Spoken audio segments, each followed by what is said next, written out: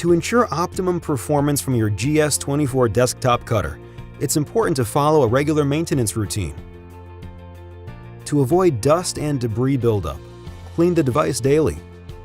Moisten a clean towel with a mild isopropyl alcohol cleaning solution and wipe down all surfaces, including the platen, rail, and rear of the device.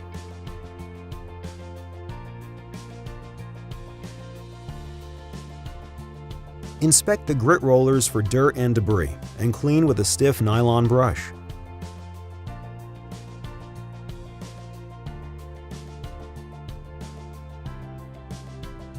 Remove any excess vinyl or large debris.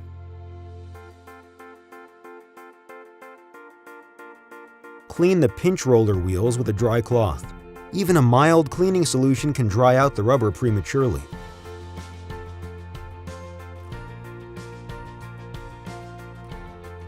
If a pinch roller becomes worn, dry, or damaged like this, it's time to replace it.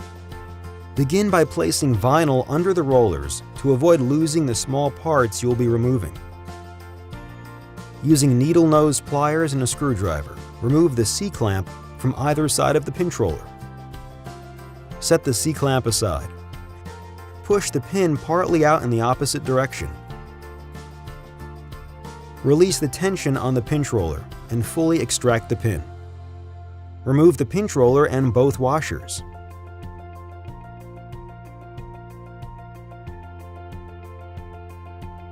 Clean the pinch roller housing with a dry cloth. When installing the new pinch roller, be sure to place it with the red dot facing the outside of the device. With both washers in place on either side of the pinch roller, insert the roller into the holder and push the pin through until it clicks sharply. Place the C-clamp onto a wrench and snap into place.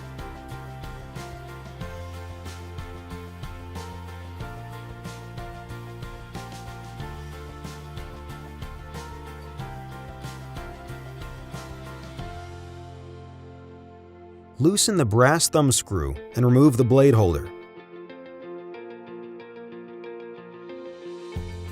Push down the plunger to push out the blade. Use compressed air to remove dust and debris from the cap assembly. Install a new blade and replace the cap assembly.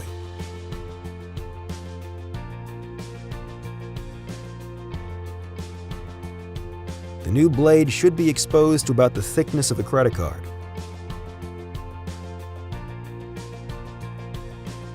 Reinstall the blade holder. Make sure it's seated all the way into the clamp and tighten.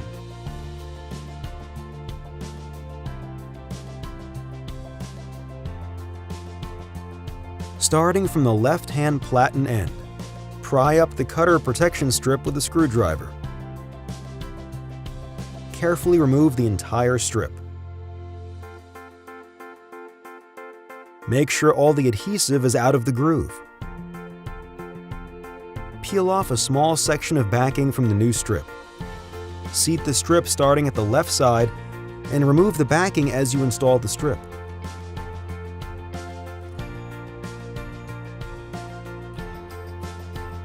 Complete the installation, making sure the entire strip is flat and even.